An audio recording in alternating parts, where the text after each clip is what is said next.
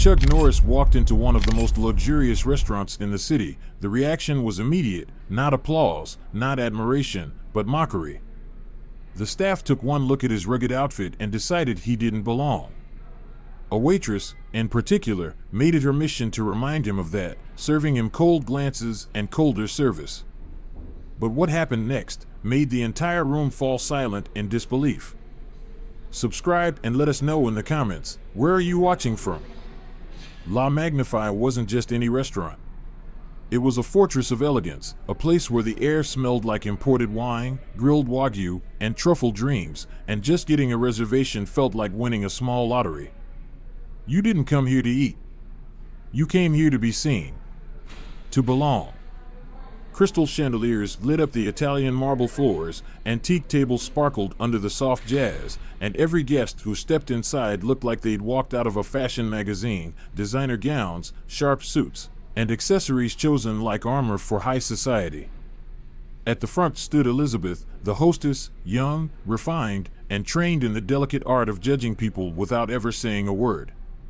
One smile could mean welcome, another, barely different, meant you don't belong here. Behind her was Amanda, a senior waitress who took pride in silently ranking guests by their worth, not by character, but by wealth. Then the doors opened again. He walked in alone. No entourage. No reservation. Just a tall man in a faded denim jacket, a worn plaid shirt, and boots that looked like they'd been through more stories than half the guests in the room combined. His face told a different kind of story, not the story of money, but of experience. He didn't look around nervously, didn't fidget. He didn't care who was watching, and everyone was. Elizabeth's polished smile flickered for just a second. Amanda noticed. It wasn't just the way he looked, it was the way he moved, like someone who had nothing to prove. And that unsettled them more than anything. Whispers started. A woman in a silk dress leaned into her friend. A businessman smirked into his whiskey. And yet, the man stood still, calm, as if none of it touched him. "Good evening, sir," Elizabeth finally said, her voice polite but hollow. "Do you have a reservation?" He met her gaze and said one word. "No." The room stiffened. He didn't beg. Didn't explain. Just stood there like he had every right to. Elizabeth glanced at Amanda, who was already smirking. "We're fully booked tonight," Elizabeth replied, even though empty tables sat just a few steps away. Still, he said nothing. That silence made her uneasy. Against her own logic, she glanced at the reservation list, half expecting his name to be there. Amanda leaned in and muttered, "Give him the back table, by the kitchen." Elizabeth paused, then gave a tight nod. "This way," she said curtly, turning and leading him past the glittering tables, the designer gowns, the stairs, toward a corner where the glow of the chandeliers didn't quite reach. But what they didn't know was that this man, the one they tried to hide, was about to become the center of the entire room's attention. Conversations dimmed as he walked by, silverware paused mid-air, eyes lingered on him just a beat too long, some amused, some curious, but most carried that same silent message, "You don't belong here." Elizabeth led him to the farthest edge of the restaurant, where soft lighting gave way to dim shadows, and the mouth-watering scent of grilled meat mixed with faint hints of dish soap from the kitchen doors. She stopped beside a small, forgettable table with two plain chairs and offered a thin smile that didn't reach her eyes. "This should suit you just fine," she said, with a hint of sarcasm dancing in her voice. The man glanced at the table, then calmly surveyed the entire restaurant. If he noticed the insult, he gave no sign. He simply nodded and sat down, as if it were exactly where he wanted to be. Elizabeth spun on her heels and strode back toward the heart of the restaurant, where Amanda was already waiting, arms crossed like a sentinel. "Well?" Amanda asked, her voice amused. Elizabeth exhaled. He didn't argue. "Of course he didn't," Amanda said with a scoff. "Men like that know their place." What neither of them noticed, though, was the way a few guests nearby had paused, exchanging subtle glances, people with enough life behind their eyes to recognize something deeper. They weren't looking at the denim jacket or the boots. They were watching the way he held himself, the way he sat, not shrinking into the shadows, not trying to blend in. He looked like a man who had walked through storms and come out steadier than ever. At the center of the room, a distinguished man in a sharp navy suit swirled his wine slowly. "That," he said quietly to his wife, "is a man who's seen more than anyone here could imagine." His wife followed his gaze and gave a small, intrigued smile. "I wonder," she murmured, "if they realize what they've just done."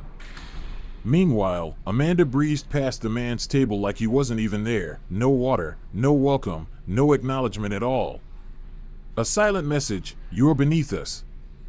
But he just sat there, calm, still, observant. Watching the room, but not in a desperate or defiant way. It was as if he were studying something the rest of them couldn't see. And that quiet composure? It started to get under Amanda's skin. The jazz kept playing, the conversations carried on, and glasses clinked in the background. But for those paying attention, a strange tension had started to hum beneath it all. He had been pushed to the worst seat in the house, and yet he sat there like it was a throne. No frustration. No protest. Just that same stillness. To Amanda, it felt like a game. A quiet challenge. How long would he sit there before realizing he didn't belong? She passed him again, ignoring him on purpose, letting the message sink in. Minutes ticked by. Then more. But the man didn't move. Didn't shift in his seat. He didn't check his watch or glance toward the kitchen. He simply observed, as if he'd seen this all before. Amanda felt her jaw tighten. He was supposed to fidget by now, to signal discomfort. Instead, he looked as if he'd chosen to be here, as if this moment was unfolding exactly as it should. Finally, she walked over to his table, her steps slow, deliberate. In her hands was a single menu, the limited one, reserved for guests who didn't matter. No wine list. No chef specials. Just the basics. She placed it on the table without a word. He picked it up, unhurried. Scanned the few choices as if they were written in gold. Then looked up, calm as ever. "I'll have the filet mignon," he said, "with the truffle sauce." Amanda raised an eyebrow. That was the most expensive item they had. A dish reserved for people who usually ordered $1,000 wine to go with it. "Are you sure?" she asked, head tilted, voice full of doubt. He nodded once. No explanation. No bravado. Just certainty. She stared at him a moment longer, looking for hesitation. Found none. "Fine," she said under her breath. "Let's see how far you're willing to go." She turned and made her way to the kitchen, not bothering to hurry. As she passed Elizabeth, she let out a short laugh. "You're not gonna believe what he just ordered." Elizabeth didn't even glance up. "Let me guess, the most expensive thing on the menu." Amanda grinned. "Of course. It's always the same with guys like him. They think ordering big makes them matter." But something about the way he had said it, calm, unshaken, had planted a seed of doubt. And that seed was about to grow. "Some people think ordering something expensive makes them belong," Amanda muttered. Elizabeth glanced toward the dim corner where the man still sat, calm as ever. "Let's see if he even sticks around long enough to eat," she replied.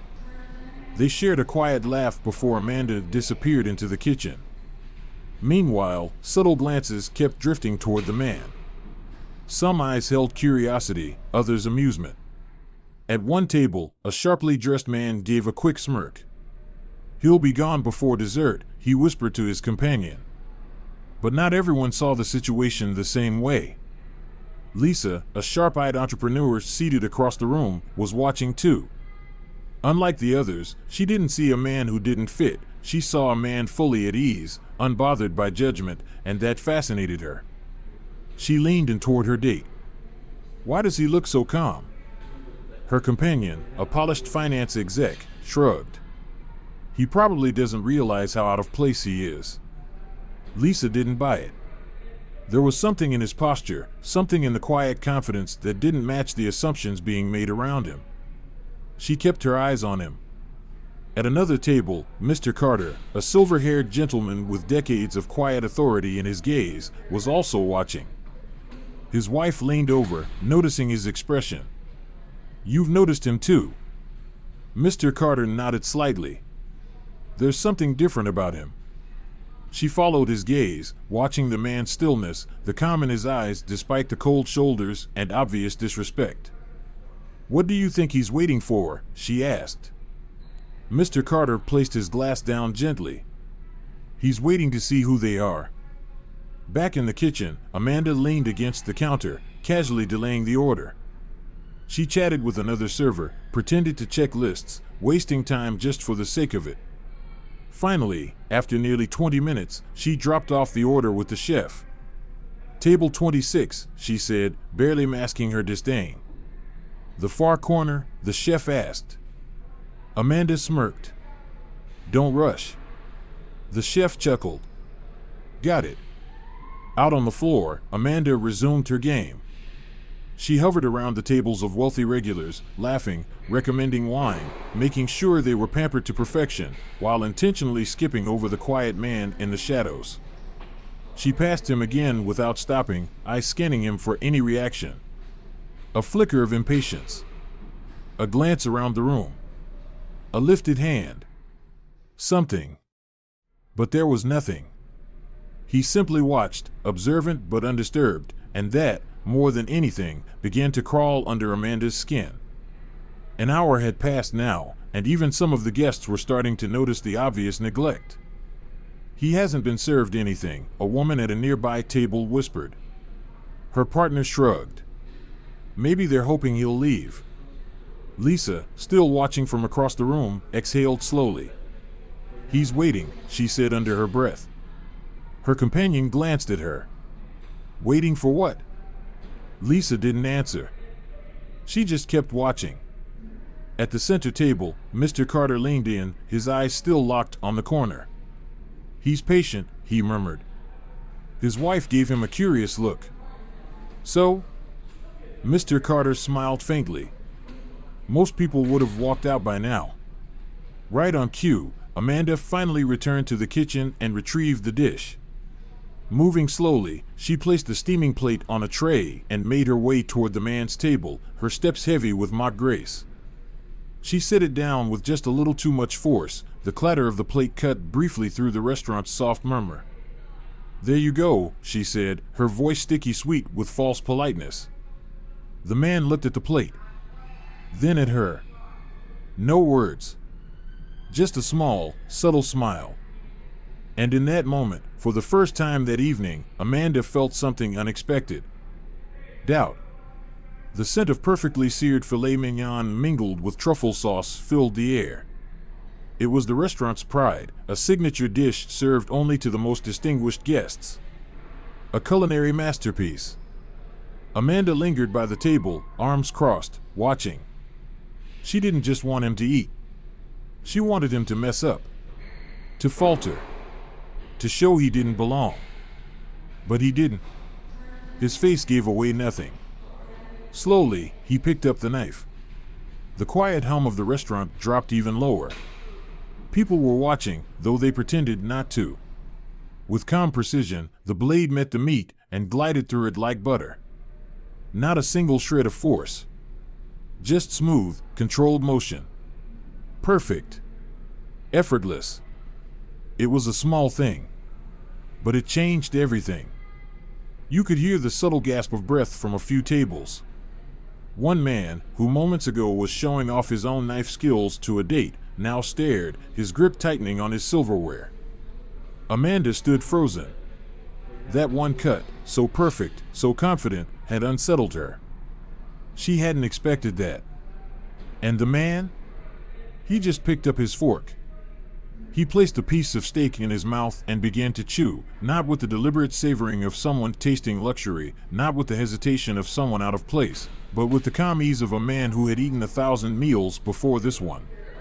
Like it was just another breath in an ordinary day. And somehow, that made it even more unsettling. Across the room, Lisa was still watching. At first, she'd assumed what most of the others had, that he was simply lost, a man who'd wandered into the wrong place and hadn't yet realized it. But now, as she observed the way he moved, the quiet certainty in every action, the lack of reaction to every subtle jab thrown his way, she knew better. This wasn't a man who stumbled into elite spaces. This was a man who didn't believe in the idea of not belonging. Her companion leaned closer. "That was smooth," he muttered. Lisa nodded slightly. "Too smooth." At the center table, Mr. Carter hadn't taken his eyes off the scene either. He gently swirled his wine, that same knowing glint in his gaze. "He's done that before," he said softly. His wife turned. "Done what?" "The way he handled that knife," Carter said. "That wasn't just cutting a steak. That was precision. Discipline. He's not intimidated by money or marble floors.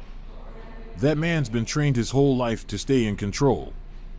His wife stared at the figure in the corner, and then slowly, it clicked. "That's him," Carter whispered. And a quiet, knowing smile curled across his lips. Amanda, meanwhile, still hadn't caught on. She was still standing by the table, tray in hand, watching him chew, waiting for some sign that he felt out of place. But it wasn't coming. The man continued eating, as composed as ever. She couldn't take it anymore. "Enjoying your meal?" she asked, forcing a syrupy sweetness into her voice. She wanted a crack. A stumble. An awkward smile. But he simply nodded, wiped his mouth with the napkin, and kept eating. Amanda's smile thinned. "It's not every day someone like you gets to enjoy something this refined." That was the line. The challenge. Her final attempt to shake him. And he did react, just not in the way she expected. He looked at her. Calm. Steady. No hostility. No anger. But beneath that gaze, there was something she couldn't place, something deep, unreadable, and it made her breath hitch just for a second. She turned away quickly, the tray trembling slightly in her grip. She didn't know why she suddenly felt off balance. She only knew that she did. She moved back toward the other tables, trying to shake it off. Back at the center, Carter let out a slow breath. "She just realized it," he murmured. "Realized what?" his wife asked. "She's been testing him all night," Carter said, eyes still on the man. "And now, she knows he's been testing her back." At her own table, Lisa had reached the same conclusion. "This whole time," she whispered, "he's been watching them. Letting them show exactly who they are." Her companion frowned. "So you're saying he's playing them?" Lisa shook her head. "No. He's letting them play themselves." Amanda now stood near the service counter, tray clutched tighter than she meant to. She took a deep breath, trying to steady herself. Jake, another waiter, gave her a curious glance. "You good?" She forced a weak smirk. "Just a weird night." Jake followed her gaze to the man in the far corner, who was now calmly finishing his meal. "What's his deal?" Jake asked. Amanda hesitated. The truth came out before she could stop it. "I don't know," she muttered, "but I think we just made a mistake." And then it happened. The man gently set down his knife and fork, dabbed his mouth once more with the napkin, and then lifted his eyes toward the front of the restaurant. As if on cue, like the universe had been waiting for that very breath, the doors of La Magnify opened. The manager stepped in. His eyes swept the room, the polished tables, the sparkling guests, the poised staff, until they landed on the man in the far corner. And in that instant, everything changed. His posture shifted.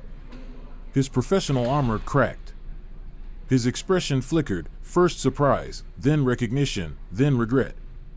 And in a move that sent shockwaves through the room, the manager, a man known for never bowing to anyone, straightened his jacket, stepped quickly across the marble floor, and bowed. "Sir," he said, voice tight with respect. "I had no idea you were joining us tonight." The room went silent. Amanda felt her stomach sink. The guests froze. Lisa inhaled sharply. And the man in the corner? He finally looked up and smiled. He simply picked up his glass, took a slow sip of water, and waited, not for the food, not for attention, but for the rest of the room to catch up to reality. A hush fell over La Magnify. Not just quiet, but a silence so heavy, so complete, that even the soft notes of the jazz trio in the corner felt distant, as if muffled by the weight of realization settling like dust across the room. The manager, Gregory Thompson, a man revered for his composure, known for his near-obsessive control over every inch of his restaurant, now stood at the farthest table, facing the one guest no one had expected to matter. And yet here he was, his polished exterior cracked by something new, unease. Amanda, still gripping her tray with trembling fingers, felt the floor tilt beneath her. It was as if reality itself had shifted. She had spent the night playing a game, quiet, calculated superiority. She was so sure she had figured him out. Another wanderer. A man out of place. A nobody. But now, that certainty lay in pieces. The man she had ignored, tested, and dismissed with cold service had just made Gregory Thompson bow. And not the casual tilt of hospitality. Not a gesture of routine politeness. This was something else, a full, deferential bow. The kind reserved for royalty. Or for someone with enough quiet power to own the room without saying a word. "Sir," Thompson repeated, his voice low and respectful, though something in his tone betrayed a flicker of fear. "I had no idea you were dining with us this evening." The man, the one who had endured the snide looks, the silence, the smugness, gently placed his glass back down, meeting the manager's eyes with that same unwavering calm he had held all night. He didn't gloat. Didn't smirk. He didn't need to. He simply watched. And across the restaurant, a realization began to spread, not through words, but through glances. Guests turned, one by one, toward the far table, and the weight of recognition started to settle across their faces like falling dominoes. The man they had mocked had never been out of place. They had. A whisper passed from one table to the next. A growing murmur of stunned awe and confused apologies behind tight lips. Amanda stood frozen. She had spent the night testing him. But now, it was clear, he had been testing them. Thompson, trying to recover his footing, straightened his jacket and subtly waved over a nearby server. A fresh linen napkin was placed. A silver tray arrived with trembling urgency, desperate to erase the last hour of humiliation. "Please," Thompson continued, now smoothing his voice into something reverent, practiced, submissive. "Allow me to personally ensure that your evening." But the man raised one hand. Just a small, quiet gesture. It stopped Thompson mid-sentence. "I've had what I came for," he said. His voice didn't rise. It didn't need to. It carried that rare kind of gravity, the kind that doesn't shout to be heard. The kind that commands without trying. Thompson stood silent, paralyzed in the uncertainty of whether to offer more or retreat. Somewhere in his polished instincts, he understood the truth. Nothing he did now could undo what had already happened. The man reached forward. Slowly. Deliberately.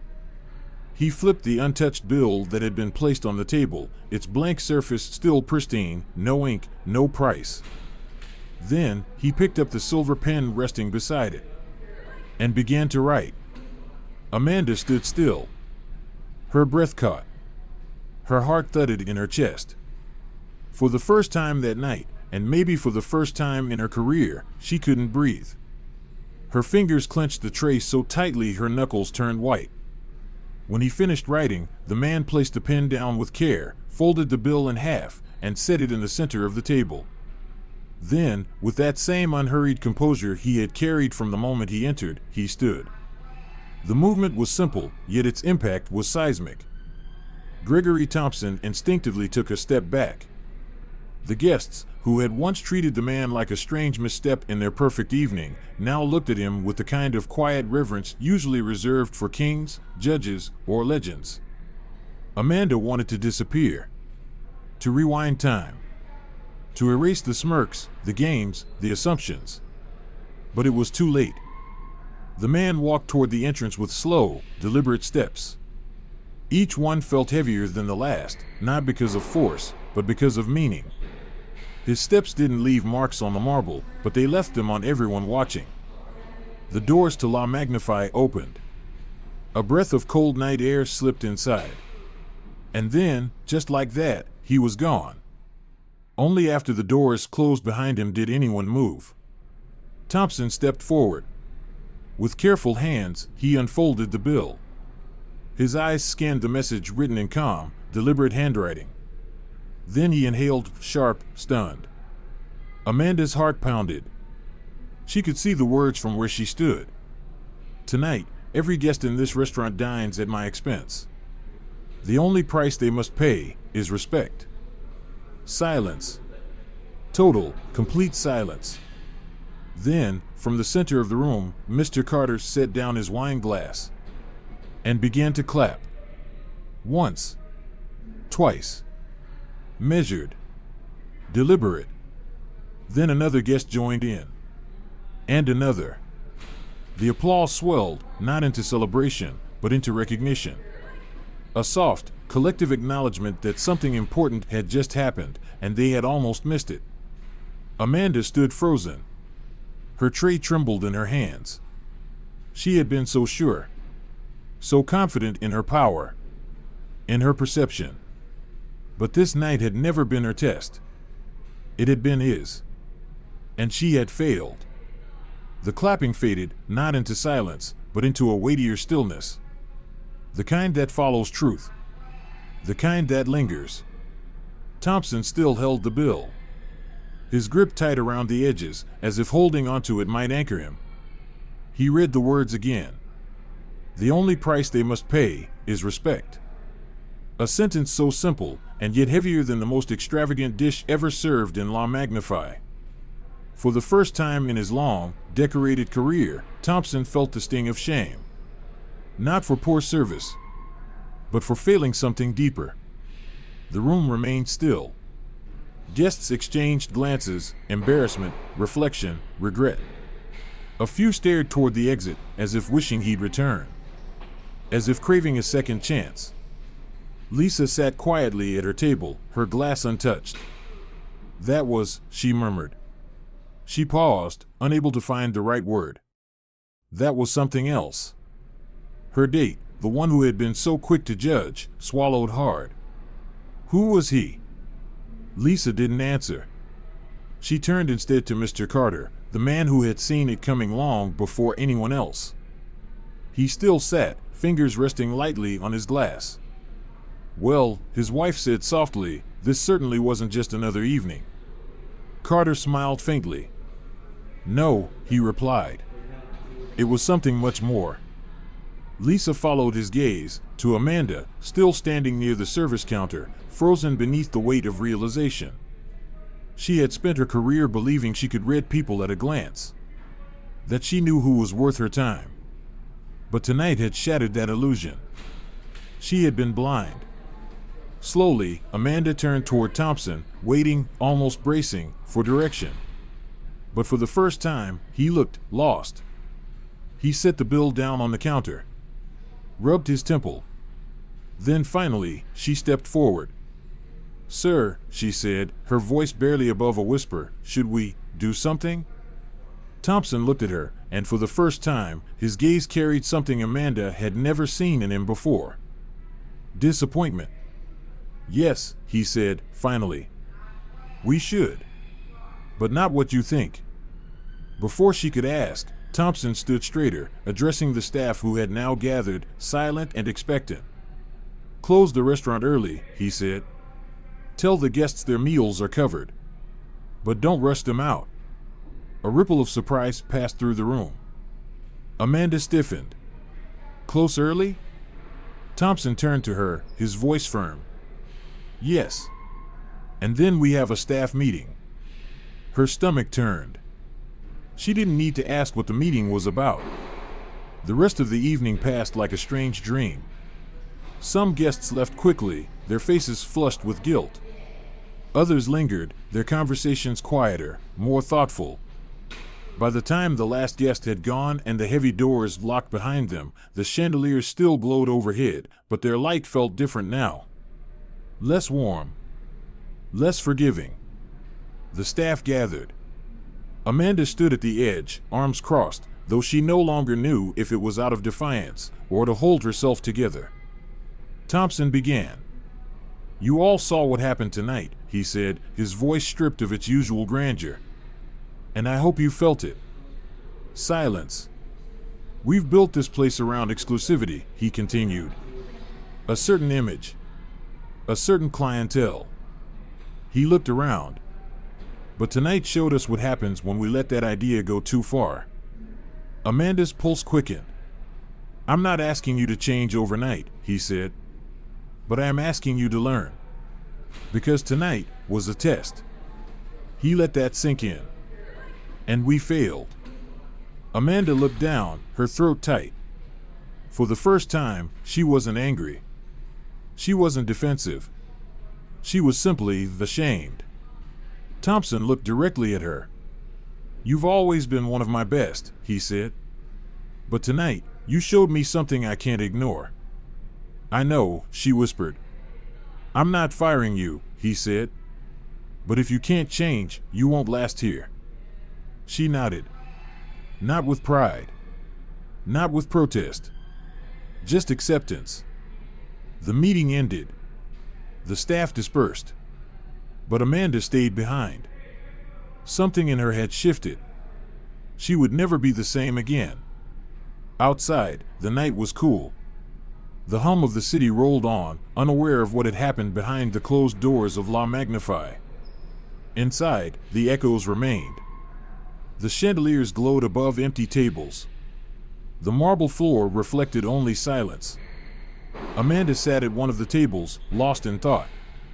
She had spent years believing that class, polish, and power were the highest markers of worth. And yet a single man, a quiet man, dressed in denim and boots, had dismantled that belief in a single evening. Across the room, Lisa lingered near the bar. Her date had long since left, uncomfortable with the night's truths. But she stayed. She needed to. She looked toward Amanda, then toward Carter, who now rose and approached the reception desk, where Thompson stood. "You know," Carter said gently, "I thought I knew what this place was." Thompson let out a breath. "Join the club." They shared a quiet moment. "He didn't say much," Carter added.